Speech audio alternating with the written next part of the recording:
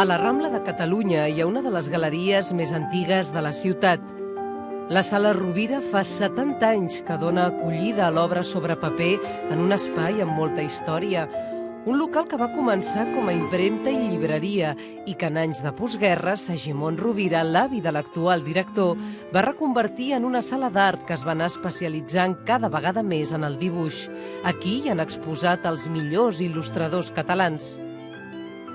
Pensem que, per exemple, aquí als anys 50 va començar en Grau Sala, va començar la Lola Anglada, l'Aguilar Moré, etc. Una sèrie de gent que, diguem-ne, després han sigut un referent per molts de nosaltres, no?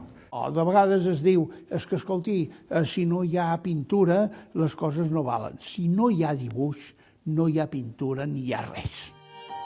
El món del dibuix queda orfe d'una sala que l'ha protegit. La Rovira tanca portes amb una exposició per a nostàlgics amb tots els il·lustradors imprescindibles. Junceda, Anglada o Cesc, que firma uns dibuixos premonitoris d'una crisi que ha portat aquesta galeria al seu final. Estem a la Rambla de Catalunya, nosaltres estem amb lloguers i tot això, minva, doncs, diguem-ne una mica el tema dels resultats. Amb aquesta Rambla de Catalunya, que vull dir doncs, que hi ha els tilers, a dalt la girafa coqueta del Granyer, a baix el bou filòsof també del Granyer, i al mig què hi ha?